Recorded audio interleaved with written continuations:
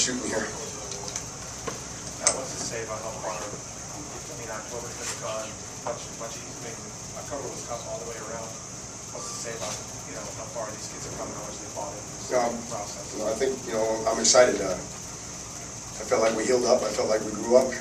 And, we played, holding them to 12 points is significant, without Denzel, without Dion.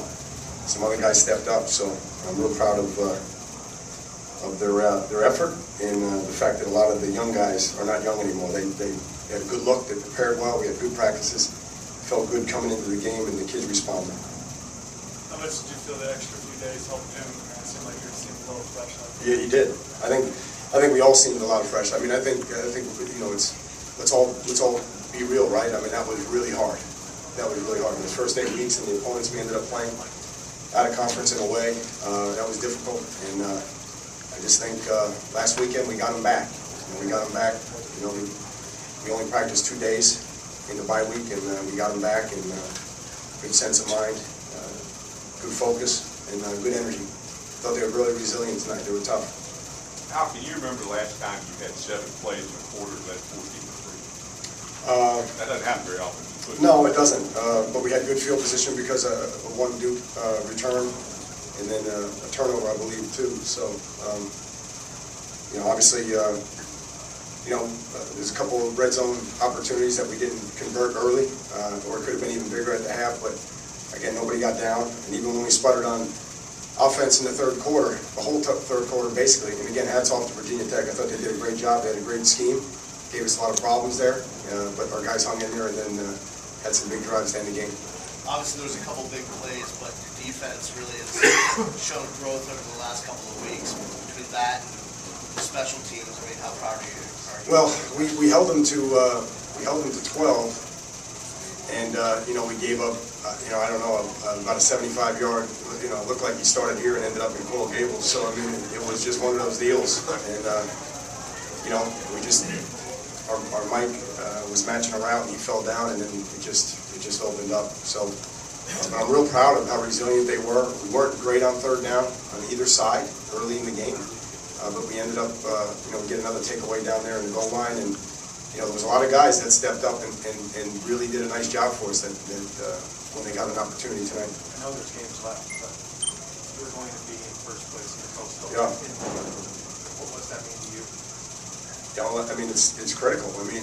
Again, I know everybody wants us to be national champions yesterday and get back to the BCS games and all that, but the reality of it is the pathway through that is the Coastal. And it's almost like we have to re-educate our team. They have to understand that that's how you get there. You get there by getting to Charlotte, and then you have a 50% chance of going to a BCS game. And then, so that's what we have to do. We have to educate our team because our fan base doesn't really understand that right now. They look at the Notre Dame game and it's all in or bust. But this game coming up against Virginia is critical. It's truly critical for us, and we got to get focused and get right and get back to work. What changed there in the fourth quarter to get 3 yards of offense in the third and 100 plus in the fourth? Yeah. Again, I think we stayed with it. We found a couple of runs that worked. And I thought Mike and, I guess it started with Rashawn's conversion, right, on the third down play. So that was big, that he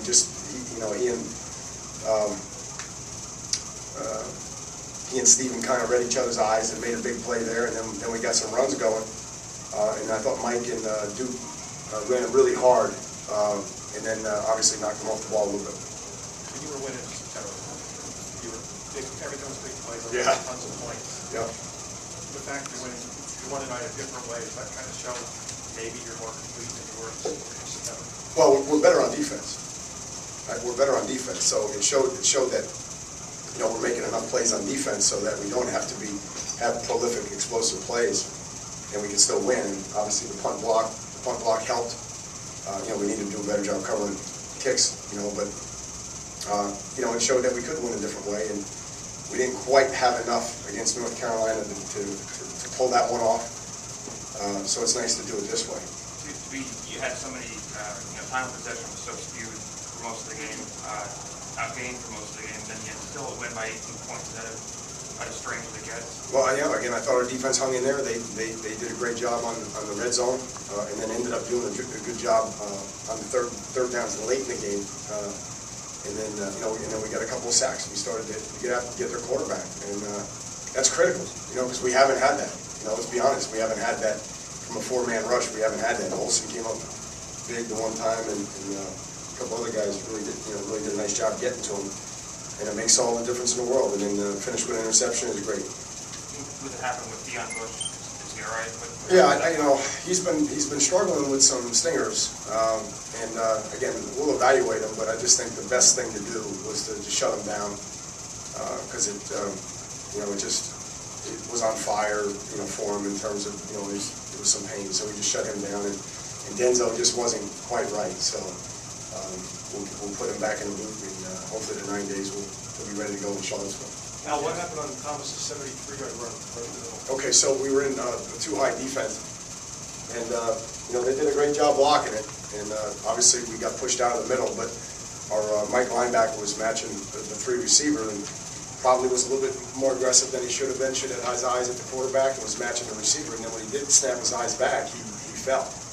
And that doesn't explain why the safeties didn't have vision and collapse on it, but I would like to see him be a 20-yard game.